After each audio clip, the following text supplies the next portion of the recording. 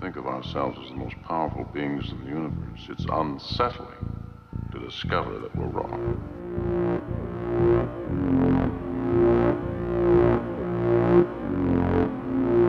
Time has come to see the world as it is. Can we pull back the veil of static and reach into the source of all being? Behind this curtain lies this random pattern generator. You will be responsible for an escalation that will destroy everything. In this episode, I will continue to read journal entries. Okay, July 31st, 2015. One night, a bit ago, I was listening to music really loud. At one point, I sneezed, sending my glasses careening forward off my face and down onto the coffee table, and also turning off the music in the process. Right then, in the subsequent silence, I heard a knock on the door. It was one of my neighbors politely asking me to turn it down a bit. When I got back to my couch, I couldn't find my glasses anywhere under the coffee table, but then found them sitting neatly right next to the computer's mouse on the side table, quite far from where they could have fallen. One of the strange things about this is the synchronic nature in which I just happened to sneeze right before my neighbor knocked. If the song hadn't been turned off, I certainly wouldn't have heard him. The other strange thing is how my glasses wound up where they did, right where I would find them, and far from where they could have possibly wound up after flying forward and down off my face and under the table. My spirits claim that one of them put my glasses there, knowing it is right where I would go next, after returning from the door. August 13th, 2015. I am on an acid reflux medication, and if I miss a day's dose, I'll develop really bad heartburn, like vomiting stomach acid kind of heartburn. Last night, well into the night, and after drinking a bit of wine, I remembered that I forgot to go to the store and get more medicine. I felt fine, but as soon as I remembered that, I felt the acid flood my stomach and the pain was suddenly there, just because I remembered. Quite a bit of mind over body there, I think. Too bad I can't yet fully convince my subconscious that I don't need the medication, which leads to worse heartburn than normal if I miss a dose. August 31st, 2015. Yesterday, some friends and I went to a club pool called the Fraternal Order of Eagles for a friend's birthday. While we were waiting in the clubhouse for others to show up in this crowded, painfully white place full of yelling, belligerent drunks, we passed the time by making fun of the rows of portraits lining the walls. These were of past honored members of this place, and we made up names for them, until we saw what their real names were, and that they were even funnier, and talked about how they were all racists and probably beat their wives. After we left, I noticed that I had over about 20 tiny scratches all down the left side of my torso, and could not think of any reason of how they got there. My spirits told me that I was attacked by an angry spirit of that place that didn't like what we were saying. They said that it wasn't a human spirit, which is what most would assume, and what I assumed, but something else. Being scratched by spirits is something rather well documented, actually. I've seen it recorded happening in real time on camera, and have even heard some comedians argue about it on podcasts that had nothing to do with the paranormal. And skeptics, well, I call them deniers, like Holocaust and climate change deniers, say that they've debunked the phenomenon by demonstrating how people can use Hollywood fake blood knives to make it look like they've been scratched. Like most of their debunking, this explanation does not fit the recorded evidence or the experiences of myself and others. There is footage of these scratches happening in real time with no one running fake razor blades over their skin. Anyway, this isn't the first time I've been scratched by a spirit, but it was a very striking instance of the phenomenon. A friend of mine told me that she has been scratched as well. December 24th, 2015. I am visiting my family right now, and they did their traditional required hold hands around the table and pray thing, and as we did so, I felt a threat, and quickly envisioned a protective dome around us, blocking off the thing they were praying to, which came across to me as a gigantic pitch-black devil monster sort of fellow. Think the devil from Night on Bald Mountain, or the Balrog from Lord of the Rings, without all the fire. It started to assault the protective dome, which began caving in. I had to focus my energy to push the dome back up, and then called on protective help, which manifested as a fiery armored being standing between the dome and the devil, quote-unquote devil, of course, which recoiled violently in pain and astonished fear when the armored protector appeared. After more focused energy and help from protector spirits, the thing diminished, and as the prayer ended, it shot away into the distance like a sonic boom. I was surprised by and exhausted from the experience, which actually took place at Panera Bread. It seems that when Christians pray to the Lord, they are praying to something very terribly awful. Well, I guess the lesson here, never pray to the Lord. And now, the news. What the hell in God's name is going down here? In Kenya, in early 1986, the rural settlement of Goliba was being haunted by poltergeist phenomena, including showers of stones. The inhabitants were also being hit by tree branches which appeared out of nowhere. They were hoping that a medicine man would be able to exorcise the demons. Outbreaks of stone throwing in out-of-the-way places like Goliba, a community of peasant farmers living in mud huts in the Kenya countryside, that are identical to outbreaks of stone throwing in the jungles of Indonesia, in an English city, and in the Arizona desert, coupled with the obvious fact that police forces around the world are not familiar with the phenomenon but reject suggestions of poltergeists and look instead for a human agent, even though they are always unsuccessful in finding one, coupled with the frequently reported paranormal features of extra fast or slow travel, appearances inside closed rooms, stones being lifted from the ground, the return of marked stones thrown out into the jungle, and so on. All these factors, together with the sometimes parallel occurrence of poltergeist phenomena, indicate that the stone throwing is also an aspect of such activity, utilizing the same energy which is involved in poltergeist events when furniture is overturned and household objects are sent flying around. No human agent could be capable of many of the things poltergeists do, and also the events reported worldwide are very similar, which cannot be explained by publicity given to such cases if even the police are not aware of the existence of similar cases. In the spring of 1987, the police at Itapeva, Sao Paulo, Brazil, saw rocks pulled out of the soil and thrown against houses and dropped on roofs. Furniture and rubbish bins were taking flight, and during a special service in the cathedral, where they hoped to get rid of the phenomena by means of prayer, the attempt worked in the opposite when a rock weighing 1 kilo fell from the sky and through the cathedral roof, landing in front of the congregation. A phenomenon like this, which has been happening all over the world for at least 300 years, would seem to demand some determined investigation on the part of the scientific community, not for each outbreak to be treated with amazement as if it were unique, as invariably happens. In Kelly, Kentucky, on August 21, 1955, at about 7 o'clock p.m. on a hot summer night, Billy Ray Taylor told the Sutton family he had just seen a flying saucer with rainbow-colored exhaust fly across the sky and drop into a gully near the farmhouse. The Suttons laughed at his story. Half an hour later, the dog began barking and hid under the house. When Billy Ray and Lucky went to the back door, they saw an approaching glow that turned out to be a 3.5-foot tall creature with a round, oversized bald head. The creature's skin was a silver metallic color and glowed in the dark. Its yellow eyes were large and set halfway around the side of its face. The creature's arms were almost twice as long as its legs and nearly touched the ground. Its hands were large and bore talons. The men grabbed their guns, a .22 rifle and a shotgun, and waited until the creature was within 20 feet of the back door before opening fire.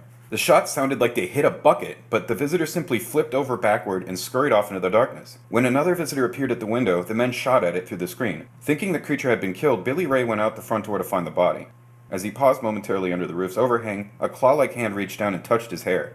The family screamed and pulled him back inside as Lucky ran out, turned and fired at the creature, knocking it off the roof. Both men then fired at another creature in the maple tree nearby, but it too merely floated to the ground and scurried away. Unnerved by the ineffectiveness of their guns, the family bolted themselves inside the house. But the creatures kept returning to peer in the windows, and after 3 hours, the 8 terrorized adults and 3 frightened children piled into 2 cars and headed off into town to the police.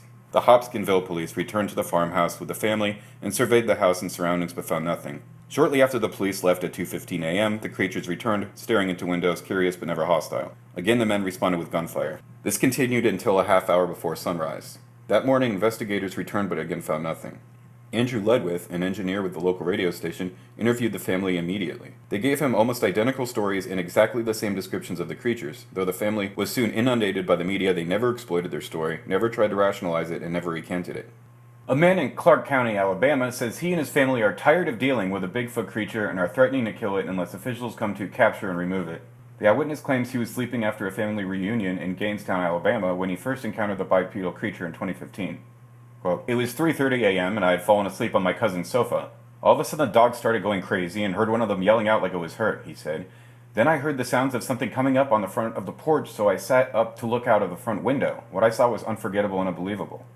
The man, a native of Texas, alleges that a hairy animal walking on 2 legs was going through the trash can located on the front porch. "It was squatting right down in front of me. I guess it was too big to stand straight up on the porch. I don't know why it was there, but we had left the empty beer and soda cans and leftover food scraps in a couple of trash bags to be thrown out the next day. The lights were on so I could see it clearly." He described it as an 8-foot-tall creature with brown and red hair. Its back, he added, was very muscular, with 16-inch feet and 5-foot-long arms. "It was maybe about 800 pounds and it smelled of cheese gone bad. It never turned so I could not see its face." The Texan said he was too scared to move and that he observed the animal for about 20 minutes. He was reportedly not able to snap a picture of the unproven creature. "My cell phone was on a charger across the room," he told Mike Brumfield. "I did not want to move and scare it away." He added that when the creature was done going through the trash, it took a leap to the ground and crossed a 30-foot road in 2 strides. It went down a ravine and was gone. But according to the family, the bipedal being has been showing up often and hurting their pets, which they keep outdoors. We know where it lives and how it travels. All we want is for someone to capture and remove it, where we will find it and kill it. Brumfield, a BFRO investigator, says he searched the area and found out physical evidence such as finger and handprints on a trailer located on the family's property. There is no doubt in my mind this was a real encounter. I know the area, and if I were a Sasquatch, that's where I would live, said Brumfield. Regarding the wish to kill something, I explained that we have never received a report where a Bigfoot hurt anybody. The Yellowhammer State has been a hotspot for Bigfoot sightings recently. A woman in California's Central Coast claims a UFO and its reptilian occupants prompted a trip to the emergency room. The anonymous woman said she and her husband were celebrating their first-year anniversary when the midnight event allegedly took place. Quote, "That night we decided to camp out at Red Rock, a popular camping site in the outskirts of Santa Barbara," she said about the winter of 2015 claimed sighting. "We were in the back of the truck when we noticed a bright light illuminating our area, but we couldn't find where it was coming from. The light reportedly turned off after a few seconds, and the couple noticed an unidentified flying object. It was changing shapes. I couldn't believe what was happening. I kept asking him, 'Do you see it? Do you see it?' We were too scared to move," said the California woman. "It was hovering back and forth in quick motions." As she closed her eyes, she says, the reptilian face appeared. "I was trying to pray. I quickly opened my eyes and then closed them again and saw the same shape. When the daylight arrived," she explains, "the object began to descend and then disappeared. That's when the couple said they decided to drive away. But according to the woman, she became ill on their way back home. She says she began experiencing breathing issues, so they drove to a convenient urgent care facility. They checked my vitals and didn't find anything wrong with me. So we took off but didn't get too far because I began to feel as though I was going to pass out," she continued, prompting a trip to the emergency room at Santa Barbara's Cottage Hospital. "My entire body ached and my female internal organs hurt a lot. I was beginning to lose consciousness. My legs felt like a ton, my body felt like a banged-up rag doll. They gave me a Xanax." According to the woman's report, the truck's radio clock suddenly jumped 5 hours ahead. "We noticed the lights at 12:30 a.m. We then saw it change shapes. I reached over to the radio and noticed it was 5:15 a.m., she explains, adding that they were able to observe the object for about 2 additional hours. "I don't do this for attention, but to just share and allow you to make your own conclusion of what happened. What I do know is that I get anxiety attacks at just the thought of driving to Red Rock. What I do know is that my body has never been the same as of that night. What I do believe is that the government is aware but has kept it confidential for very good reason. We as a society are not ready. I have never felt true fear until that night. That night has made me into a believer," she said. Missing time is commonly reported by people who believe to have been abducted by extraterrestrial beings. In San Juan, Puerto Rico, a man claims that he saw 2 birds the size of airplanes. Manuel Ponce, a 48-year-old HVAC technician from Virginia, told Cryptozoology News on Wednesday that he was on a cruise with his family and church members when he saw the flying creatures. "It happened right after 9/11, Ponce said. "We had just booked a cruise with Royal Caribbean in January of that year. We had 28 members of our congregation," he added. The man claims that after a strong tropical storm, the captain managed to land in San Juan, Puerto Rico. "We arrived there in the morning. The day was on and off, rainy with spurts of sunlight every hour or so. We hired a guide for half a day. He took us to some places of interest. As the guide took the group near a beach, Ponce explains they noticed a real dark, rolling rain cloud coming quickly. That's when I saw them. At the very top of the storm cloud, I saw 2 giant birds. I pointed up to everyone in the group, including my now ex-wife and the guide, but the birds went straight up." The man described the creatures as birds the size of airplanes with a 30-foot wingspan. Their necks were surrounded by a white ring and they had straight beaks. The wings were straight with feathers protruding at the ends of their wings, he recalls. The alleged sighting reportedly lasted about 5 seconds, and Ponce said he was the only one to see the flying animals. He added that he tried to snap pictures, but that he had not enough time to capture the image. And Ponce, who says he has told the story to his congregation, friends, and family, says most of them don't believe him. "Only my 2 sons believe me. I know what the hell I saw," he said. Here are some mysterious events from Russia's history. Russian researcher Valentin Kropova has compiled a series of UFO sightings from antiquity that appear in the Russian chronicles. In 1028, there was a serpent-like sign in the sky, so big that it could be seen throughout the Russian lands. It terrified the natives who fled in terror. The UFO hovered ominously for over 2 days. In 1111, in the Russian Far East, an area of frequent UFO activity throughout history, a fiery pillar appeared from the ground and rose several miles into the sky. Lightning lit all around the pillar, and it was accompanied by a thunderous noise. The locals believed it to be a sign from God. In December 1317, a strange circular UFO plagued the city of Tver for over a week before eventually moving northward and out of sight. The circle, which was bright green and emitted a pulsating red glow at its center, produced 3 rays, 2 pointed eastwards and 1 westward. In 1319, during the course of January, at night over most areas of Russia, numerous witnesses observed fiery pillars similar to those sighted in 1111. These extended from the ground toward the sky. Some people also cited a heavenly arc, yet others saw horse-like flying entities equipped with lanterns. 3 objects appeared in the sky on June 14, 1403. They were sun-like and they emitted blue, green, and crimson rays. They formed a pattern that was something like an arc. The last object was cross-like, great in size, and it appeared to remain pulsating at the heart of the moon. It hovered there for over an hour before disappearing. A giant bright spherical object flew over St. Petersburg on July 30th, 1880. The UFO was accompanied by 2 identical craft, only smaller in size. The flight of the UFOs was noiseless, and they were observed over the city for 3 minutes. On September 30th, 1954, at 04:45 hours in Dearborn, Michigan, while driving to work, Lawrence Cardenas, 45, a laundry employee, saw 15 strange men wearing dark green uniforms to his right. They had cylinders on their shoulders, tight-fitting skull caps with pointed peaks in front, and heavy goggles. They were of medium height, and a taller man seemed to be giving them instructions. About 80 meters away was a craft 4 meters high with colored lights flickering on and off. The witness did not wait. On September 30th, 1954, at 16:30 hours, in Marcilly-sur-Vienne, in France, Georges Gatet and 7 construction workers saw a disc at ground level, with a humanoid standing close by. Both vanished in a very strange manner, psychological effects in all witnesses. On September 30th, 1954, at dusk, in Brest, France, at sea between Brest and Rouen, the crew of the tanker Port Laertes observed an object touch the surface of the sea, then take off vertically and give off a red flame before being lost to view. On September 30th, 1954, at 2200 hours, in Grand Quiron, France, Jean Introu, ferry operator, saw a large white sphere with a smaller green sphere below hang motionless above the Seine for 20 minutes. 2 witnesses. It eventually flew away to the southwest. On September 30th, 1954, at 2200 hours, in the Isle-of-Ré, France, as he was returning home near La Flottenerie, Celeste Samanuti saw a bright light and, fearing a fire, rushed to the scene. There he observed a luminous sphere 12 meters in diameter hovering at 1 meter altitude, turning red, blue, and taking off. 2 other witnesses. Now some strange events from Greenland. Soviet pilot saw a large pear-shaped UFO flying parallel to him, thought it was American craft so hid in the clouds. 40 minutes later saw it again. It had no wings, antenna or windows, and no smoke. Tried to get closer, but UFO always kept the same distance. After 15 minutes, it shot up into the sky at speed, 1956. In Disco Bay, reports of black water monster, 1954. At Lake Natsilik, lake monster reports, and in canal linking lake to sea, where woman saw a huge fin as large as a sail, 1954. At Lake Umanak, reports of white lake monster, 1954. Now in Granada, at Lothers Lane, cottage, the focus for showers of stones and other things before being mysteriously burned down, 17th September 1934 to 14th January 1935. In Guam, serviceman saw fish fall in rain, including a tench, September 1936. In Guatemala, Cubolco area, reports of El Sisimite, or hairy wild man, living in the mountains. They would kidnap women, and one man claimed his daughter had been seized from Coban in early 1940s. In Guyana, at Conawaruk, river gold prospector saw 2 creatures with human features but covered with reddish-brown fur. They stood upright and retreated into the forest. They may have been deities, the legendary 5-foot wild men of Guyana and Suriname, 1910. An American botanist in forest saw a 5-foot hair-covered ape man, 1986 or 1987. Now in Haiti, in Port-au-Prince, statue of Virgin Mary wept, 26 May 1976. And now in Hong Kong, students at barbecue on beach saw sea monster offshore, black with green eyes. It was 20 to 30 feet long and made a loud crying noise. March 1969. What the hell in God's name is going down?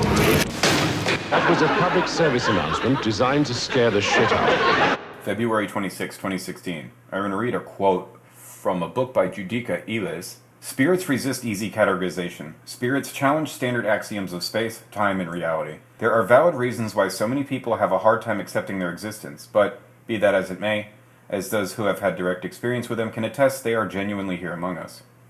Modern scientific method requires predictability, uniformity, standardization, and the ability to reproduce results on demand. Modern scientific method is a human construct created by people to fulfill human needs, goals, or desires. The spirits don't play by those rules. Some mysteries of the universe defy human control and complete comprehension, spirits foremost among them. Contrary to scientific method, spirits offer results as they please, when they choose. If anything, we are their lab rats. March 4th, 2016. I haven't posted on here in a bit since my daily invocation routine has shifted quite a bit into huoikomancy, a term I made up for utilizing video games for magic workings, and helping people spiritually from a distance, and also interacting with astral doubles of people I admire. I can't really get into that too much as it's a bit personal and difficult to get across. I'll be posting little snippets of opinions and advice from the non-human beings I interact with regarding our human world and human lives. March 4th, 2016. What they think of us. We are terrible to animals, and not just the obvious things like dogfighting, mass meat production, and theme park whale shows.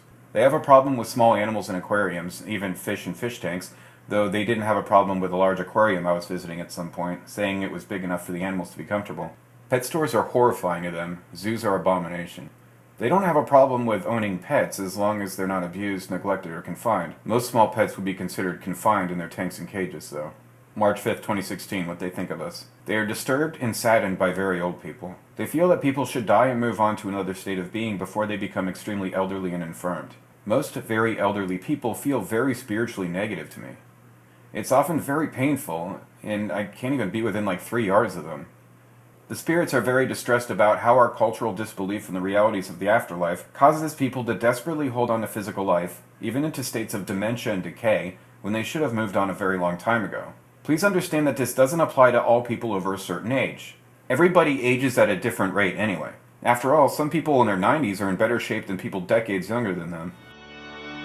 He was abducted by aliens earlier this afternoon. That little girl got lost under the bed. She went into an alternate dimension. I'm going to read from a chapter of the book Does It Rain in Other Dimensions? A True Story of Alien Encounters by Mike Oram.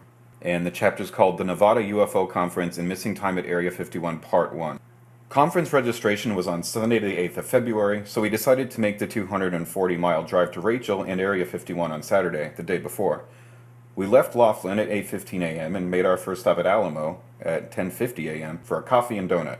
Alamo is 48 miles from Rachel and 28 miles from the Groom Lake Road that would lead us for 14 miles down to the restricted 3 million acre secret military base. There is no gate into the outer perimeter of the restricted zone, but a natural barrier is formed by hills, and at the entrance to the narrow pass between the hills there are signs that tell you deadly force will be used if you attempt to cross the line. There are also closed-circuit surveillance cameras mounted on tripods just a few feet away, pointing down and looking at your position. In addition, there are 2 armed guards in a military truck on a low hill just off to the right. If you made an attempt to step over this imaginary line, you would be fined $600 in 2004, and if your car happened to venture too far, it would be impounded with a $1,000 retrieval fee. That is, if you were not shot dead in the first place.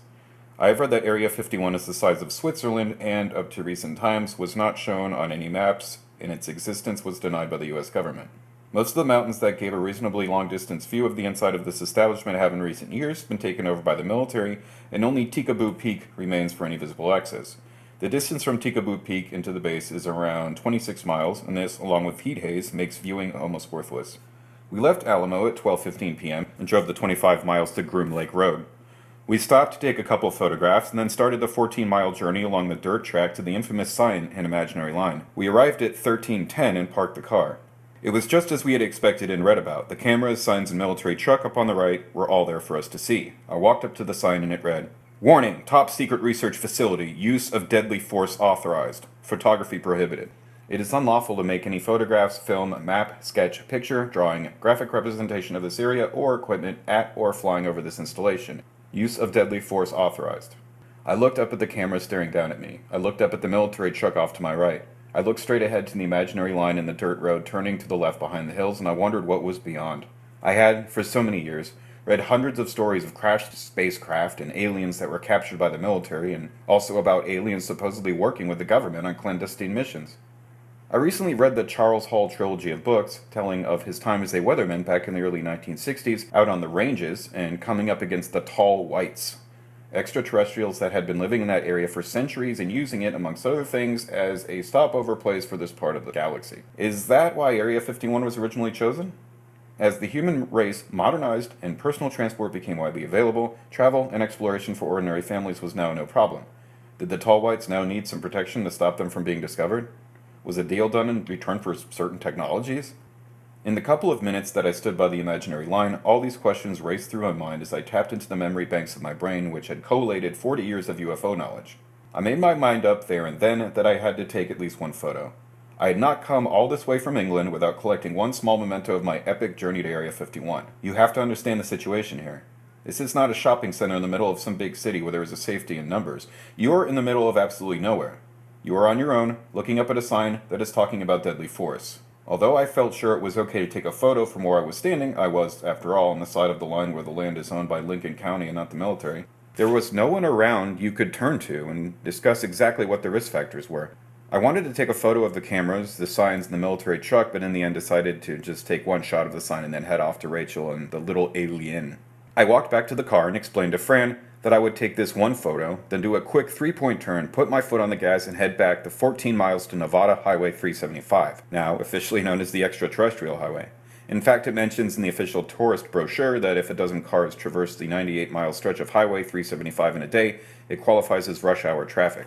I got my camera from the back of the Mitsubishi, glanced at the military truck, and took one quick shot of the sign. I then jumped in the car, turned it around, and hit the pedal. After about 600 yards, I noticed in the rearview mirror that we were being followed by the military truck. I mentioned it to Fran and she confirmed that. After about another 200 yards, I had just remarked they were getting closer when then there was a loud sound. Fran immediately exclaimed, "What was that? It sounded like we were shot." I hit the brake, saying, "I think the tire has exploded." I got out, walked to the back of the car, and saw that the offside rear tire was flat. I looked up and immediately noticed that the military truck was nowhere to be seen, and yet there was nowhere for it to go. This was the first anomaly. We arrived at the sign at 13:10 and left 15 minutes later. No more than 5 minutes after that, we had the puncture, so this would have made it around 13:30. I was out of the car in 15 seconds, and yet the military truck was gone. How could this be? How could it have disappeared in flat open desert in 15 seconds? The second anomaly was the decision I made on where to change the tire. It would have made much more sense to have jacked the car up right where we were on the flat dirt road. There was also the chance that some other ufologists might venture down the track and help us. Something else has to be taken on board here also. That is that consciously we were totally unaware of anything strange at this time. We were not looking for anomalies, and yet I made a decision to drive the car for 6 miles along a smaller, bumpier track to Malevolent Range and change the tire there. We had a more detailed map in the car, downloaded from the internet, and this clearly showed the Malevolent Ranch Road. Driving on the flat tire for 6 miles ripped it to shreds, and by the time we reached our destination, we were driving on the metal rim. It should have been around 13:50 p.m. by the time we arrived at Malevolent Ranch, a journey which should have taken no more than 15 minutes. Yet, as soon as we arrived, I said to Fran, "Look, it's 10 to 4, it's getting dark, we have to get this tire changed." We did not question the fact that we had lost possibly 2 hours from the time of getting the puncture to arriving at Malevolent Ranch.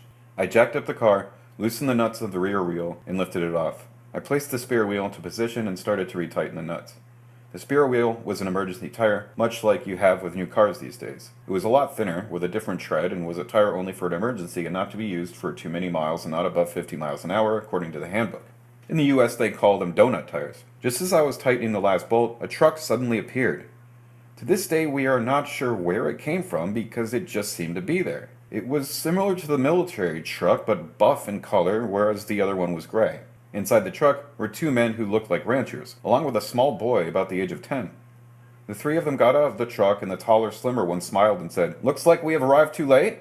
I replied that they had, believing they were talking about changing the wheel. Then he said, "What do you think of our weather?" And I replied that it would be very similar to England right now, as both countries were coming out of their winters. I have been to the US before, and I've always found Americans very keen to talk to anyone from the British Isles, and they would immediately ask if you were enjoying yourselves, or where you have been, or what you have seen. Even something about England itself, yet these 2 men just said, "Looks like we have arrived too late," and "What do you think of our weather?" There was something distinctly odd about the little boy. He spent the whole time just staring over my left shoulder towards Fran, and several times I thought to myself what a strange lad he was. I ended up coming to the conclusion that he probably lived way out here in the middle of nowhere, and now was standing next to 2 complete strangers, so perhaps he was just shy or nervous. The shorter, stockier man then went up to Fran and took the old wheel from her. "Let me help you with that, ma'am," he said, and took the wheel to the back of our car. He stood for a while staring into the boot. I had my camera equipment laid out in the back and had an awful thought that we might be just about to get robbed, but he carefully placed the wheel to the back and returned to his original position next to the other 2. I inquired if they knew where we could get a new tire, and the tall man replied that we could go into Rachel, but the person there would not have the type of wheel for our vehicle, so our best bet was to go back to Alamo. I then asked him the quickest way to Alamo, and he pointed up a track and said that way. They then all got back in their truck and shot off in a cloud of dust, or so we thought. The track they sent us on was not the quickest way to Alamo, and we actually came out onto Highway 375 at the famous black mailbox, which is now painted white. So we were now nearer to Rachel than we were to Alamo. I took some photos of the mailbox, and then we made a decision to drive on to Rachel. We wanted to visit the little alien, and we thought that we could at least get some accommodation for the night and try to get the vehicle changed with the hire company. The elevation here is around 6,000 feet, and on the way to Rachel we drove through a snow blizzard. Rachel has had several names down the years, but became known as Rachel in 1979 in honor of Rachel Jones, who was the first baby to be born in the town in 1978. Sadly, she passed away in 1980 due to breathing problems caused by the dust from the eruption of Mount St. Helens. Rachel began life as a mining town in the early 1970s and at one point had almost 200 residents. Today there are around 80 people living there in trailers, and some of those people do work at Area 51. The first building you come to in Rachel is the Quick Pick store, and we arrived just before closing at 1650. I asked the lady if I could use her phone to ring Hertz Vehicle Hire, a free phone number, and she readily agreed. I explained the situation to the Hertz contact and told her where we were. She said that she had the map in front of her but couldn't find where we were located and said that we would have to drive into Las Vegas and get the tire changed there. I told her I was concerned about driving that far at night on the donut tire, but she wouldn't listen. So in the end I agreed to put the phone down. The lady in the Quick Pick store looked quite concerned and went on to explain that it is too dangerous to drive out there at night in the winter, and especially on a donut tire. She stressed that if I got another puncture, there would be no one around to help, and added that one could die out there on a cold winter's night. She explained that television and mobile phones cannot get a signal, and went on to tell me that only 3 weeks prior to our visit, she broke down in her car and waited by the side of the road for 4 hours until eventually a military truck came along and stopped to help her out, but that in the nighttime there would be no one. I saw that she was quite serious, and I asked if I rang back Hertz if she would speak to them and explain the situation. She did this, and the Hertz staff agreed to send out an exchange vehicle on the back of a low loader. This, I was told, would take over 6 hours and would arrive around midnight. The Quick Pick owner then locked her store up for the night and asked us to follow her car, and she would book us in at the Little Ailey Inn. We parked the cars and followed her into the building. She went straight to the counter and started to look in the reservations book. I asked her if she worked there as well, and she replied that she did not, but that she helps anyone out. She was, in fact, a very nice-natured and helpful person. There was a young lad behind the counter, and while looking at the book, she said to him, "Why have you put them in there?" He replied, "I was told to put them in there." She then asked, "Why can't they go in there?" pointing to another line in the book. Again he replied that he was told we had to go in there. Who told him this prior to our arrival in the inn? This gets even more odd because she then took Fran across to the mobile home, and on the way over told Fran that a stranger had turned up just 10 minutes before we did, and they did not know who he was, but he had been booked in the other half of the mobile home allocated to us. She said that the bathroom was in the middle and we both had connecting doors to the bathroom. She then told Fran that there was a bolt on our connecting door and suggested that we keep it bolted. We dropped our bags off and went back to the Little Ailey Inn to have something to eat, look around, and buy some presents. We were both excited that we were finally standing in the Little Ailey Inn. I took some photos and then our food arrived. The lady from the Quick Pick store stayed and chatted to us, and another man who was sitting at the bar and who was apparently a Rachel resident. The strange thing was that this was a Saturday night and there was nowhere else to go in the evening, and Las Vegas was 150 miles away, yet we were the only people there all evening. There was, after all, no television reception, so a quick drink at the local, one would think, would be a must, yet it never happened. We never again saw the young man who was originally behind the counter when we arrived, and soon after that, the owner of the property, Mrs. Pat Travis, took over the reins. At around 10 p.m., we called it a night and went back to the mobile home. We borrowed a couple of videos to play and settled down to wait for the new car to arrive. It was not long before we became aware that the man that had been booked into the other half of the mobile home was coming out of his room and standing outside our door. This went on 2 or 3 times, and eventually Fran knelt on the floor to look under the rather large gap and see if he was there. He was. By now I had had enough of this, so I drew the bolt quickly and opened the door. Sure enough, he was standing there with a dog. Fran said the odd thing was, he looked like me. He was tall and about my stature, with silver hair tied back in a ponytail and a silver beard. I asked him if he was all right, and he replied that he was. I bent down to stroke the dog. We talked for a few more minutes, and then we bolted our door again.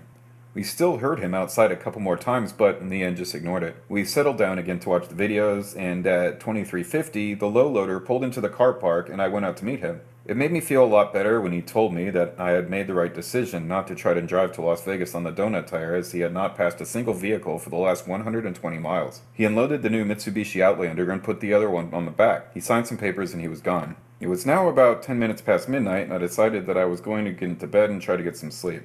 Fran said that she was going to lay on top of the bed fully clothed and even keep her shoes on to be ready for a quick exit, but we never discussed why such odd behavior, or what the quick exit was for. Neither of us wondered why she would even say such a thing. I awoke abruptly at 1 a.m. and told Fran that I was going to be sick and that I had to get out of the mobile home straight away. I hurriedly got dressed and went outside. The sky was clear and there was almost a full moon. It was bright and very cold. My first thought was not to be sick right outside the front door, as we would be walking out here in a few hours to drive back to Laughlin. I went round to the back of the mobile home, but at the end I noticed a small window and thought that it might be the other guy's bedroom, and I did not want to wake him with my retching sounds. Eventually I went to the side of the mobile home. I was sick 4 times, and all the time I was vomiting there was a huge light in the sky right above me. I was being sick, then looking up at the light, being sick again, and looking back up at the light. After my sickness finally ended, the light moved away. I instantly ran around to the front of the mobile home and burst through the door. "Quick!" I shouted to Fran. "Come and look at this light before it disappears!" Fran came to the door and looked out and saw the light in the distance. It was now above the horizon and in some low morning cloud. You could see it clearly enough, but not as I had seen it, hovering above me. I turned to Fran and said, "Well, you might have come out at least to see if I was all right." "What do you mean?" Fran responded. "I did go outside and I couldn't find you." I replied that I was round the side of the mobile home and that was why she had not seen me, but in an agitated voice, she said that she had gone to both the side and the back of the trailer and called out my name, but I was not there. She had even gone across to the little alien into the front car park where, as anyone who has been there will know, you can see for miles, and called out from there, but I was nowhere to be seen. She said that she thought to herself, "I hope he hasn't wandered off and his back has gone and he is now lying somewhere and able to move, because that is the sort of thing he would do." I should mention here that I have permanent back damage due to an injury caused while saving someone's life in my late teens. Then she said she looked around some more and thought, "I hope they haven't taken him," again with no conscious logical reason as to why that thought came into her head. In the end, she went back to the mobile home and went into the bathroom. In the mirror, she noticed that the tip of her nose was very red and wondered if she had walked into something. She then sat on the bed and went into a controlled panic. She couldn't find me, and she was there, a non-driver, in the middle of nowhere, and although we weren't yet discussing any of the strange happenings, she had felt unsettled ever since we first went along the Groom Lake Road. She sat on the edge of the bed for a while and tried to contain herself. Suppose he never comes back, she thought. Then I walked through the door and asked her to look at the light. What went on there, again rather disturbingly, we never discussed. Fran had lost total track of time, but felt it must have been at least 30 minutes that I was missing, possibly more. Whereas I was only aware of going outside and being sick, looking up at the light, and then coming back in all about 5 minutes. We then agreed to go to bed, but as soon as one of us awoke and saw that it was late, we would go, even though Pat Travis had promised us a full breakfast in the morning. We still did not discuss why we needed to get away so hastily. It was starting to get light at 4:15 a.m., and so we loaded up the car and pulled around to the front of the little alien, where I stopped to take some final shots of the place. Then we pulled once more onto Highway 375, Extraterrestrial Highway, and started along the downhill road and the long drive back to Laughlin. For some reason, we began talking about the 2 ranchers that had pulled up when we were changing the wheel, and at some point in that conversation I said to Fran, "Yes, and that little boy was really odd." Fran exclaimed in surprise, "What little boy?" "There was no little boy, what are you talking about?" Not realizing the full implications, I replied, "The little boy who was with the 2 men. I thought he was rather odd." Fran said it in a horrified tone. "What little boy? What did he look like? What did he do? Where did he stand? I would have seen him. There was no little boy." I replied, "He was standing next to the 2 men and just staring across to you. I just thought he was very odd. He had a strange energy, and I couldn't quite make it out." Fran asked, "How did he leave?" I replied that he left with the men. He got back in the truck and left with them. Fran excitedly said again that if there had been a boy, then she would have seen him. "I am a trained nursery nurse. Don't you think I would see a little boy standing 6 feet away from me?" I replied that you would think so, and I decided to pull over and stop the car for a minute and rescue the situation. I went again through the scenario of where the little boy stood and what he did and how he left, in the hope of reassuring Fran that there was indeed a little boy. We then got back into the car and carried on our journey. The little boy was the thing I most held on to that was telling me that something odd had happened, but we did not fully take on board all that was happening. It was until we got back to England. Fran told me some weeks later that she was not happy at all and during our stay did not feel safe until we had landed back in England. As I said earlier, the strange thing about all this is that we never discussed any of these issues until we were back home. This missing boy is what we kept turning over in our minds, and while discussing it some weeks later, we started to talk about the time and how it could not have been 1550 when we arrived at Medlin Ranch, because we were at the bottom of Groom Lake Road at around 1310, and we were only there for 10 minutes. The more we started to talk about it, the more all these anomalies filtered into our reality.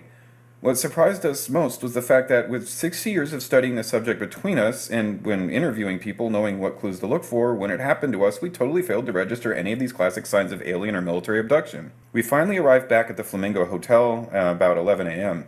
This was the day of registration, so we decided to first register for the conference, and then go to our room and shower, and then have a sleep for a couple of hours, then go back down to the conference and chill out. Fran went into the shower first, and shortly after came running out, pointing to 3 long fingerprint bruises on the top of her inner thigh.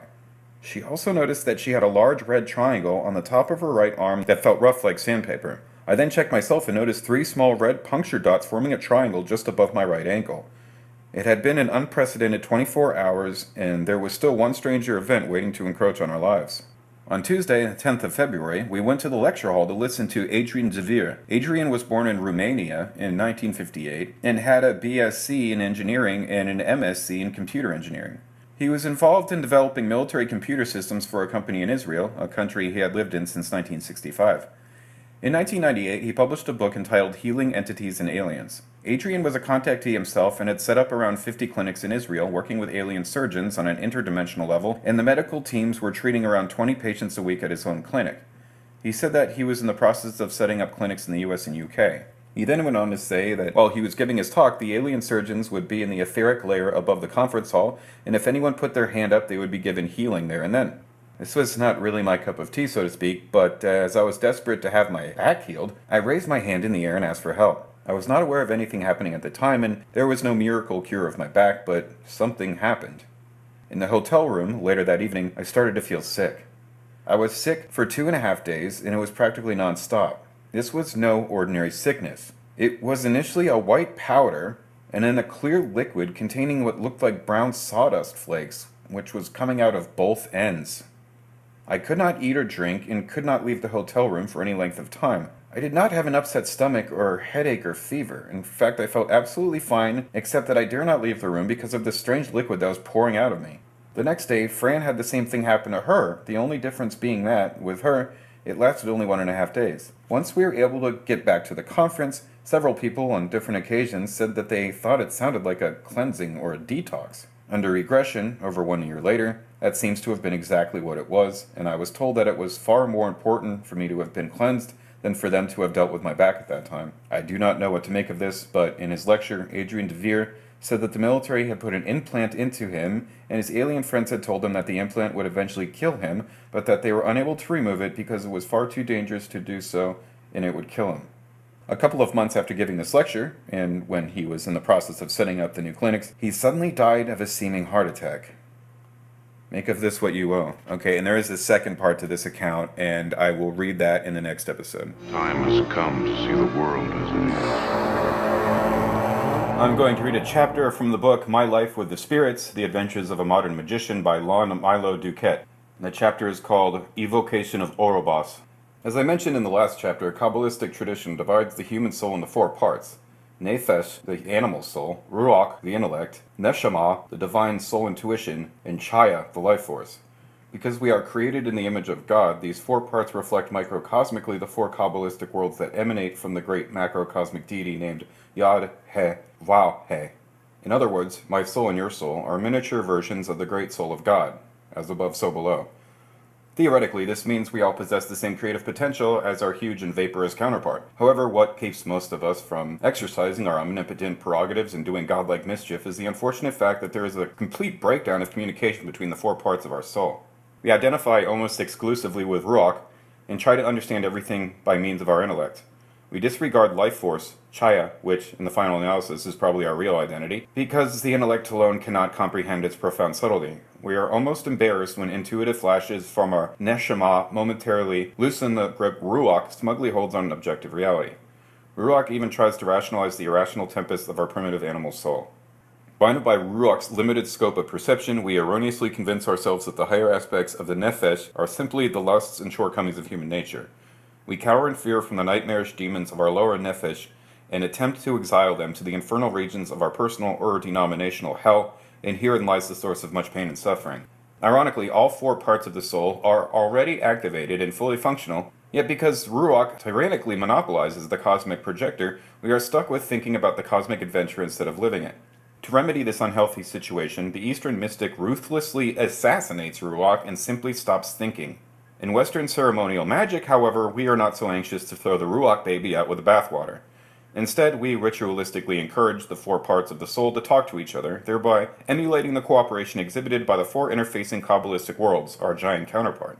Once integrated, the parts of the soul become the perfect reflection of the divine world, enabling the transcendent magician to wield the same immense power as the creative deity. As a naive young magician, I was rudely introduced to the various parts of my soul during my first attempt to conjure a demon to visible appearance. I had been in the Ordo Templi Orientis for nearly a year and I was still unemployed. Our old car finally died, and there was no money to replace it. Without transportation, job hunting in Southern California is almost impossible. I sold my piano and all but one of my guitars. The rent on our tiny apartment was paid through the month, but I had no idea where the next month's rent would come from. I still had a handful of guitar students who faithfully appeared once or twice a week to surrender $5 to listen to an hour of my stories. Only the joy of being able to spend time with Constance and little Jean-Paul in my magical studies afforded me distraction from the grim realities of life as a starving former artist. Among the texts recommended for my study was the first book of Lemegeton, the Lesser Key of Solomon, commonly called the Gosha. Under the patronage of Aleister Crowley, this curious work is one of the most famous grimoires of all time. Perhaps its most notable claim to fame is its preliminary invocation that was picked up and used generically by the magicians of the Golden Dawn. The bulk of the text is a description of 72 fallen angels who, having been tossed out of heaven for being insubordinate, are supposedly cooling their heels in hell. The basic premise of goetic evocation is this. A skillful magician, using his or her God-given authority as a human being, can summon any spirit he or she wishes and compel it to obey any demands within its ability to perform. Some spirits are handy for destroying your enemies, others can get you a girlfriend or discover treasure or teach you medicine or astronomy or mathematics. Upon reading the descriptions of this talented crew for the first time, I noted in my diary, no wonder Western religions are so stupid. There's been a brain drain. The book contains detailed operating instructions complete with conjurations, constraints, curses, in case the spirits are uncooperative, and diagrams of each spirit's unique seal. Although the Gosha is recommended reading for beginning students, goetic evocation is usually reserved for more adept and experienced magicians. Predictably, the thought of conjuring up a demon to help me get my material life together was a very attractive prospect. I wrote my superior in the order and told her how absolutely awful my material affairs were and that I was thinking seriously about evoking a goetic spirit to help me out. She wrote back and lectured me in no uncertain terms that goetic evocation was low magic and I was not ready for such an operation, that it was dangerous and reckless, and if I needed a job, why didn't I just go out and get a job? She counseled me to continue with my yoga and preliminary magical practices and forget about evocation until I achieved knowledge and conversation of my holy guardian angel. I knew she was right, and I certainly respected her advice. Still, it was obvious from her letter that she did not realize how desperate I really was. How could I stay focused on my spiritual practices when the future of my little family was at stake? I wrote her again. This time I simply asked, "Have you ever performed a goetic evocation?" "Certainly not," was her answer. "That's low magic." Out of respect for my superior, I did not schedule an evocation. On the other hand, I did not feel that I would be too recalcitrant if I hypothetically selected a suitable spirit and started gathering up all the equipment and accoutrements that would be necessary for such an evocation, should I ever decide to do it. The spirit I selected was number 55 on the list of spirits, Orobas. The text read, "He is a great and mighty prince, appearing at first like a horse, but after the command of the exorcist he putteth on the image of a man. His office is to discover all things past, present, and to come, also to give dignities and prelaces, and the favor of friends and foes. He giveth true answers of divinity, and of the creation of the world. He is very faithful unto the exorcist, and will not suffer him to be tempted of any spirit. He governeth 20 legions of spirits." For the life of me, I couldn't see why on earth this fellow could be considered an evil spirit. He gives dignities. Dignity was the very thing I lacked. I was in the humiliating, undignified position of unemployment, poverty, and starvation. I needed the dignity to provide adequately for my family. He gives prelaces. I had absolutely no idea what prelaces were, and frankly at the time I didn't care. He gives the favor of friends and foes. Who couldn't use that? He gives true answers of divinity and of the creation of the world. Just the magical tutor I needed for my study of the Holy Kabbalah. He is very faithful unto the exorcist and will not suffer him to be tempted of any spirit. That did it. This guy's perfect. Not only did it look like Orobas could help me pull my life together, he could also serve as a loyal familiar who would protect me from any nasty spirits who might want to mess with me. In short order, I had nearly everything I would need to operate. I could use masking tape to make a circle on the carpet in Jean-Paul's room. I made a poster board triangle. Also out of poster board, I made plaques with all the holy names I felt I would need to guard my circle. I had my almond wand and robe. For a mitre, I would use a little blue yarmulke with the name of a local Jewish mortuary stamped on the inside. I had forgotten to take it off when I left services at the synagogue down the street. I dutifully drew 2 sigils. One sigil with a tetragrammaton pentagram inscribed on the reverse side is worn around the neck, and the other is placed in the triangle of evocation and serves as the material basis for the spirit's appearance. I had my hexagram of Solomon to pin to my black robe, and I had prepared an outline order of ceremony and a customized conjuration to memorize. Everything was ready except the holy oil, which I would need so I could anoint my head and consecrate my wand, the sigils, and other temple furniture. For some smug reason, I had convinced myself that the ceremony would be doomed to failure if I used anything other than pure oil of abramelin. The recipe for this exotic and spicy unguent was first revealed in the most infamous of all magical texts, the Sacred Magic of Abramelin the Mage, written in 1458 by Abraham the Jew. Made up primarily of pure cinnamon oil, the stuff school children in my day used to soak toothpicks in and then torture their lips and gums with its blistering fire, olive oil and small portions of oil of myrrh and galangal are also used in the recipe. Today, oil of Abramelin is relatively easy to purchase from specialty labs. In 1976, however, you either made it yourself or were lucky enough to know someone who could. Fortunately for me, a dear friend on the East Coast sent me a small vial of the precious fluid. I immediately tested it by rubbing the tiniest drop on the center of my forehead. Instantly, my skin burned like fire and left a light pink inflammation that lasted several hours. This was the real stuff. I was ready to whip up demons. Predictably, my excuse for doing so was directly forthcoming. Two of my most dependable students, one half of my weekly income, were forced to stop their guitar lessons. Within days, there would not even be enough food in the house. Things had to change, and they had to change immediately. I believed that I was prepared to go to hell to make them change. It was shortly after 2 in the afternoon. I told Constance and Jean-Paul to stay in the living room while I did some magic in Jean-Paul's room. I collected my weapons and laid them out on Jean-Paul's bed. I quickly taped out the circle and laid down the divine names. I set up a small incense burner in the triangle along with the seal of the spirit.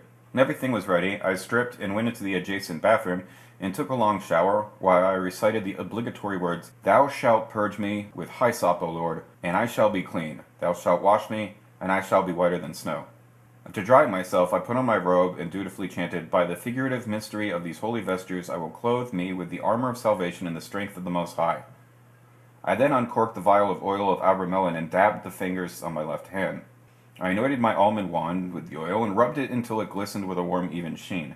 I then poured a little oil on the top of my head and put on my yarmulke. I dabbed my fingers once more in oil and anointed my forehead at the Ajna chakra. I looked around to assure myself that everything was in place and ready. I lit the incense and stepped into the circle. I was very nervous. No, I was very afraid. I performed the banishing rituals of the pentagram and hexagram. I was so unfocused that I felt it necessary to do them again. I took a couple of deep breaths and tried to bolster myself with righteous self-affirmations. I wanted to convince myself, like ancient conjurers, that I had the divine right to do what I was doing. I repeated the short litany of my magical mottos and the presumptuous titles of my formal degrees, and then recited the preliminary invocation of the Gosha. It is a very powerful enchantment. I didn't believe it was necessary to blindly pair it to traditional conjurations, so I customized one of my own using what I considered to be the essential formula. It was short, much shorter than the long-winded ramblings in the Lesser Key of Solomon. It incorporated the barbarous words of evocation from the preliminary invocation, which I repeated in 4 rounds, 1 for each element in quarter. I had it all nearly memorized and was pleased with how it rolled off my tongue. I unfolded my handwritten conjuration and began to recite. I recited it 4 times, each round louder and more intense. At the conclusion of the 4th round, I was quite worked up. I looked up and gazed into the incense smoke arising from the triangle. Nothing happened. I repeated all 4 rounds of the conjuration, this time with a bit more passion. I was sweating and already starting to tire. Still nothing. I hadn't prepared a second and stronger conjuration because I knew if I had one prepared I would be obliged to use it. I stood in the circle in my black robe that pinched my armpits and that funny little skull cap and stared into the empty triangle. I hated myself. I hated the whole momentum of my existence that had brought me to that ridiculous moment. I drew in an enormous breath and exhaled a sigh of hopeless depression. I wanted to vomit, but the ache was too deep to purge. I slapped the palm of my hand with the magic wand and cursed myself. Look at you. You're a grown man with a wife and a child and you can't even feed them. How will you pay the rent? You don't even have a car to live in. You've sold everything, your guitars, your piano. You've no job, you've no hope. You're an idiot. Is that the only plan you can come up with to save your family? To conjure a genie to come rescue you? You're pathetic. You're a failure in life, now you're a failure in magic. I started hitting my hand harder and harder. It's your own damned fault. You're lazy. You've always been lazy. You think you're so special the world owes you everything? You want to be rich, but you can't make a dime. You dream of being famous, but what have you ever done to deserve fame? You let your music career slip through your fingers because you are too lazy to do any real work, too afraid to pay any real dues. You're a quitter. You're a loser. You've always been this way. Every chance you have ever had to make something of yourself, you screwed up and blamed it on somebody else. But it's nobody's fault but yours. I started to quiver all over, like I was about to explode. I broke out in a horrible sweat that stung every pore of my body. My scalp felt like I was wearing a cap of needles. I knew that I was having an emotional breakdown. Better here, I thought, instead of in front of Constance and Jean-Paul. I had come to the end of my rope. I stared blankly into the empty triangle, no longer with any thought of conjuration, but only as a place to nail my eyes as I crucified myself. It's your fault, God damn you! The triangle became the pointed symbol of my laziness, of my stupidity, of my failure. It was the only clear object in the room. God damn you! I couldn't stop staring at the little piece of cardstock. God damn you, God damn you, God damn you! I sank to my knees and whimpered. I had never felt so awful in my whole life. I wiped my nose on the sleeve of my robe and looked down at the disgusting silver streak. Suddenly my self-pity turned to rage. The emotional swing was so unexpected that it nearly took my breath away. I shook the wand wildly at the accursed triangle. For the first time in my life, I had something legitimate to blame all my troubles on. Not the war, not my family, not my teachers, not my partner, or my wife, or the economy, or the government, or the church. Here at last was an object upon which I could spew all my frustration and fear. I had trapped the fiendish devil, the source of all my ills, in a cardboard triangle, and it was going to listen to me. The monster was myself, and my name was Orobas. I ranted for what seemed forever before I came back to myself in the circle. I blinked and squinted through the tears and sweat and strained to see what was happening in the triangle. I didn't see anything, but something most definitely was happening. The feeling was unmistakable. I was no longer alone in the room. It was like waking up from an unsettling dream to discover that your dog is just inches away from your face staring at you. I stood up and leaned forward for a better look. I was not prepared for this. I was only prepared for failure. The change of atmosphere in the room was unmistakable. I was paralyzed with wonder. I completely forgot the object of the operation. I knew without doubt the spirit was present in the triangle. I would soon have to deal with it. Second by second it became more tangible. I flushed with embarrassed confusion. It was really going to happen. I was about to meet a goetic demon. A large drop of sweat scurried from my scalp over my forehead and dripped into my right eye socket just below the bridge of my nose. It stung and made my eye water. I quickly wiped both my eyes with the fingers of my left hand. The powerful smell of cinnamon triggered a terrifying alarm. My hand and fingers were still covered with oil of Abramelin. Like the biggest idiot in the world, I had just rubbed sweat and concentrated cinnamon oil into both my eyes. A second later, I was blinded by the most excruciating pain I have ever experienced. It was as though someone or something had jabbed red-hot pokers in my eyes. I tried to open one eye, then the other, but the air exacerbated the agony. My God, I thought, this is the equivalent of a magical industrial accident. I couldn't leave the circle. It would break every rule of Solomonic magic. But what could be worse than this? I knew I had to get to the shower and rinse my eyes or I might never see again. With my eyes squeezed tightly shut, I leveled my wand in the general vicinity of the triangle. Stay! I barked as if commanding a disobedient dog. Stay there until I come back! As I stumbled blindly toward the bathroom door, the most extraordinary thing occurred. I could see. I could see the whole scene as if I was perched somewhere in the ceiling. I saw myself moving toward the bathroom door with that stupid little beanie on my head. I saw the circle and the divine names. I saw the carpet, the windows, and the bed. I saw the triangle, and inside the triangle I saw the demon Orobas. A miniature black horse standing patiently. It had an almost comic oversized head with huge round eyes. It looked bored. Under other circumstances, I would have been awestruck by this clairvoyance, but it meant less than nothing to me. I was fighting to save my eyesight. I couldn't care less about magic or demons or food or cars or rent or tomorrow or anything. As I lurched past the triangle, I shook my wand at Orobas and again shouted, "Stay!" The little horse obeyed by casually kneeling first on its front knees, then dropping its hind legs and rubbed to the floor. Inside the bathroom, I stripped and blindly fumbled to find the cold water knob for the shower. I stuck my face into the icy stream and tried in vain to open my eyes. I had to hold them open with my fingers. I struggled to find the soap so that I could wash the oil of Abramelin off my fingers. It seemed like it took forever. I carefully held both eyelids open with the thumb and forefinger of each hand and rolled my eyes madly to let the cold water pour over every inch of tortured eyeball. I'm not sure how long I stood there. Eventually, I was able to keep my eyes open without having to hold them open. I wept when I finally discovered I could see. The tears brought more relief to my eyes. The first thing I saw was my little blue yarmulke. It must have still been on my head when I got in the shower. It was plugging the drain and it was slurping loudly like a straw, vacuuming the last drops of a giant milkshake. I pushed it away with my toe. Reluctantly, I turned off the water and stepped out of the tub. I caught my reflection in the mirror of the medicine cabinet. I looked like a demon. The whites of my eyes were bright blood red and shot with scores of tiny crow's feet veins. I had huge purple bags under my eyes and strings of snot clung to my mustache and beard. My hair stuck straight up and out over my ears, forming an insipid crown of dripping spikes. Some wizard, I thought. I reached into the tub and retrieved my magic cap. I put it back on my head without wringing it out. I again looked at myself in the mirror. I was wet and naked, except for my soaking yarmulke. I started to laugh. It felt good to see my demonic face smile. Then I really laughed. A great, deep, breathed laugh that doubled me forward and left me hanging to the sides of the sink with both hands. I guess I had another emotional breakdown. This time it seemed like a healthy discharge of energy. It gave me a clean feeling of intense relief. I was very anxious to get back into the circle and talk to Orobas. I put on my robe, straightened my cap, picked up my wand and went back to the temple. I didn't look into the triangle until I was back in the circle. I didn't see Orobas at all, but he was still there all right. I could tell because the triangle was still heavy with the smell of cinnamon, body odor, and fear. I broke with tradition and sat down in my asana and addressed Orobas. I chose my words very carefully and whispered them slowly and clearly. To my surprise, I heard his replies simultaneously, as if his answers rode upon the same mental wave that carried my words to him. Before I could finish asking him why he burned my eyes, he was already pointing out the fact that only an idiot would put cinnamon oil near his eyes in this heat. I had to laugh and agree.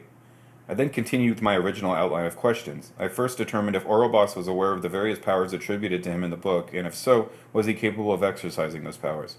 The answer being in the affirmative. I commenced to itemize the details of my predicament, and charged him with the duty of immediately doing something to turn my life around. I will not presume to tell you how to go about it, I told him. I do not intend to micromanage you or the spirits under your command. I only want it done now, within 1 hour of the end of the ceremony, and you will do it without harming me, my family, or friends or pets. Do you understand? He indicated that he understood, but even as I was giving him his orders, I was thinking to myself how 1 hour isn't very much time to see some results.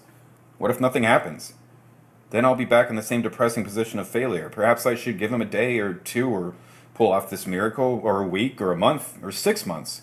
Something will most definitely happen within 6 months, so I will be able to say to myself, it worked! Yes, Lon, you're a successful magician. Then I stopped myself. No! I don't listen to him. This is not me talking, it's the damn spirit. That's how these guys operate. This imp has been counseling me my whole life with this kind of crap. This is exactly the kind of thinking that is screwing me up. No wonder demonic evocation has always been accompanied by tales of Faustian covenants and pacts with the devil. No, this is where it stops. This is my chance to break this self-destructive cycle. That is precisely the reason I've got this little bastard in the triangle. Be still, I said. 1 hour, and I meant 1 hour. If you serve me well, I will carve your sigil in metal or stone that will last 1,000 years. I will sing the praises of your great power and loyalty. Obey me, and I will be a kind and loving master. I will raise you spiritually even as I am raised. Help me to redeem myself, and I will be the key to your redemption. But if you fail me, I will conjure you only once more, and I will remember the pain in my eyes as I singe your sigils in the fire. If you are not for me, you are against me, and I will not hesitate to annihilate you utterly. Before annihilating a disobedient spirit by completely incinerating its seal, goetic magicians usually conjure it again for the purpose of torturing it into compliance. In the case of my first evocation of Orobas, I was prepared, if he failed me, to jump straight to the ultimate penalty. I don't know where I got the surge of righteous indignation, but this time it came straight from the heart. The words just poured from my mouth, and the entire formula of goetic evocation fell into place. I felt like a magical grown-up. Orobas immediately agreed. 1 hour. That was it. I had no more to say. I gave Orobas the license to depart as if I had recited it 1,000 times. It included the standard stipulation that I could subsequently summon him at any time without the heroics of a full, formal conjuration. I banished the temple with the pentagram and hexagram rituals. I remained standing in the circle for a few minutes and waited for the infernal atmosphere in the room to dissipate. Orobas was gone. I took the sigil out of the triangle and wrapped it and the other talismans in linen bags and put the triangle and divine names into a large envelope. Put my wand back into its red silk bag and changed into street clothes. I pulled up the tape circle and threw the sticky wad into the bathroom wastebasket and then threw every towel I could find on the bathroom floor to soak up the water. I looked at my reflection in the mirror. Did that really happen? My blood-red eyes confirmed that it did. The temple was now once again just my son's bedroom. Just for good measure, I repeated the banishing rituals and opened the door to the living room. Constance was busy in the kitchen and John Paul was playing with his trucks on the living room floor. He looked up and giggled. "Look at Papa's eyes!" I mumbled something, then went to the kitchen to get a drink of water. It all seemed so unreal to me now. The details faded like early morning dreams when you become conscious of the fact that you are waking up. I stretched out on my back on the living room rug and struggled to reconstruct the chronology of events. This would have to go into my diary.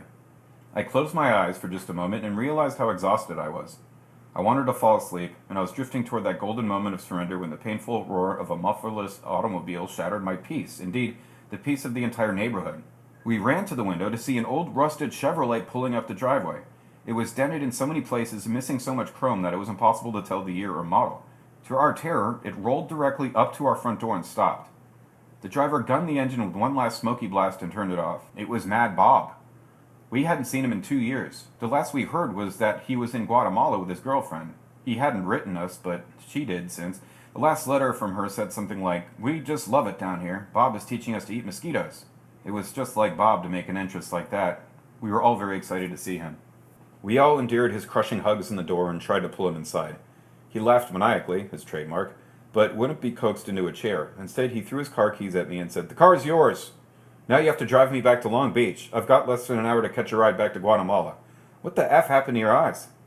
He didn't give me time to answer. He pushed me into the driver's side of the old Chevy, and we headed out down the Pacific Coast Highway to his rendezvous in Long Beach.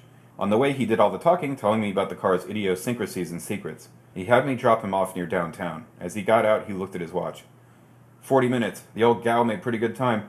He pulled what looked like the pink slip for the car out of his wallet and told me to fill it out however I wanted. Thanks, Bob. You don't know what this means to me. He giggled. Sure I do. We shook hands through the passenger window and he disappeared around a corner. I took a moment and looked around my new car. The floorboard was missing in places and I could look down between my feet and see the street. Almost every knob and door handle was missing. The horn worked and the lights and the radio. In the ashtray I found about 60 cents in change. On the way home I stopped at a convenience store and used the change to buy an Orange County Register and a Three Musketeers bar for Constance. Once home I tore into the Help Wanted section and circled 3 opportunities I could reach in my new car. I went to bed early and the next morning applied in person at all 3. The third one, a medical device manufacturer, hired me on the spot. At first my new job paid a little over minimum wage, but I didn't care. My first payday was the following Friday. We bought groceries and at the end of the month I paid the rent. In a little over a month, as a reward for being the only person in my department dedicated enough to actually show up to work every day, they made me lead man of my section and a month later foreman of my department. That position lasted less than 2 months because I was promoted to the quality assurance lab and 6 weeks later asked to join the engineering department. It has been over 20 years since the first Evocation of Orobas. Obviously, I view it as a successful operation. That day was the pivotal moment of my adult life. As a matter of fact, it was the first day of my adult life. Mad Bob's gift of a car within the prescribed 1 hour was the unambiguous catalyst that triggered a chain reaction of events that manifested everything that I demanded. Dignities. Since the evocation, I have enjoyed the dignity of being able to support and care for my family. I have also been singularly fortunate in my magical career. Within 1 year of the evocation, I was given a great deal of responsibility in the OTO, which, over the years, has expanded considerably. I have tried to shoulder my duties with honor and dignity. I love the order and consider my membership to be the single most important factor in my magical reality. Prelacies. A prelacy is a church office. A bishop is a prelate. On the same occasion, I was honored with more responsibilities in the OTO. I was also, quite unexpectedly, consecrated bishop in Ecclesia Gnostica Catholica, the Gnostic Catholic Church, which is the ecclesiastical arm of the OTO. Several years later, I was appointed archbishop and was co-consecrated on 3 additional occasions. This most recent consecration was at the hands of my dear friend and brother, His Grace Tal Arigia, as we visited Westminster Abbey, London. Favor of friends and foes. Over the years, this has been particularly helpful. I have discovered that, more often than not, I do not have the good sense to recognize either a friend or a foe. It's much easier to enjoy the favor of both and not give a damn who's who. True answers of divinity and of the creation of the world. I continue to be a passionate student of the Kabbalah, at least those aspects of the Holy Kabbalah of interest to Hermetic magicians. I have written quite a bit on the subject and created a tarot deck incorporating various aspects of Kabbalistic magic. He is very faithful unto the exorcist and will not suffer him to be tempted of any spirit. For this service I remain perpetually grateful. Here's a postscript to that chapter. It is customary in Solomonic magic for the magician to hide the charged sigil of the spirit in a secret place. No one, except the magician, should touch the sigil or even look upon it. The theory is that the magician, having been protected from the malice of the spirit by the circle and the holy names during the initial conjuration, remains so protected after the ceremony. However, any other person who may come in contact with the sigil is unprotected and totally vulnerable to the demon's influence. After my first evocation of Orobas, I put his parchment sigil in a small linen bag and put the bag inside my guitar. As I allowed no one to touch my precious C.F. Martin D28, I thought that it would be supremely safe there. Also, I probably hoped that it might attract new guitar students or recording opportunities. Predictably, after a few weeks, I forgot that I had put it there and did not give it another thought until after it was too late. Kurt was a friend of one of my guitar students. He was a young man in his early 20s and a talented woodworker. His specialty was mother of pearl and abalone shell inlay. He showed me photographs of his work and I was very impressed. He said he would like to do some custom inlay on my Martin in exchange for guitar lessons. This was an offer I could not refuse and I greedily commissioned him to inlay an Egyptian winged solar disc on the headpiece. He told me he would need the guitar for a week. 5 days later he returned with the finished product. It was beautiful, a fabulous job. I asked if he was ready to take his first lesson, but he said he couldn't because he was going to accompany his father to the racetrack. Are you a race fan? I asked. Not until yesterday, he said excitedly. My dad and I spent the whole day at Santa Anita. I just fell in love with the horses. We went down by the paddock before each race to get a close look. They're so beautiful. They're like gods. When they look at me, I feel like a horse. He then whinnied like a horse. Kurt's enthusiasm was almost embarrassing. He was obsessed to the point of being creepy. Before he got on his bicycle to leave, he said, "Oh, while I was working on your guitar, a little bag dropped out. I opened it up and saw that little weird thing you got in there. I thought I'd better not mess with Lon's magic weird thing, so I put it right back in the bag. It sure smells good. Hope I didn't screw anything up. I was stunned silent. Orobas got out. Now this guy thought he was a horse. No, I lied to him. I just put it in there to make my guitar smell like cinnamon. What could I tell him? Kurt stayed part of our magical scene for the next 15 years, during which time he constructed many of our magical tools and pieces of lodge furniture. Sadly, his addiction to horse racing and other forms of gambling escalated year by year into self-destructive behavior that eventually rendered him a social cripple. The last time I saw him, he was living in a small industrial shop, the walls of his cell surrounded by hundreds of color photographs and posters of racehorses. The reader may be asking at this point why I didn't conjure Orobas again and simply command him to leave Kurt alone. I did. On numerous occasions throughout the 15 years we knew Kurt, I conjured Orobas on the poor man's behalf. Each time my charge was, if you are responsible for Kurt's behavior, leave him in peace. If you are not the cause of his torment, do what is in your power to help him. Kurt's degeneration continued unabated. Science can explain everything if we look hard enough. Shut up, science bitch. Nothing is true. Everything is created. Not only is he like ruining my life, but with all this God shit that he's into, he could be ruining my afterlife. It's a sort of interdimensional vagina that somehow appears. I can interact with it. Fabric of the entire universe could be torn apart. I know my mind is changing. I'm already too far gone to know what to do.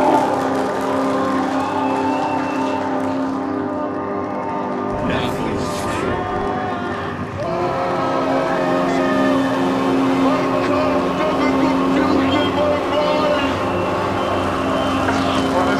Nothing is true. Nothing is true.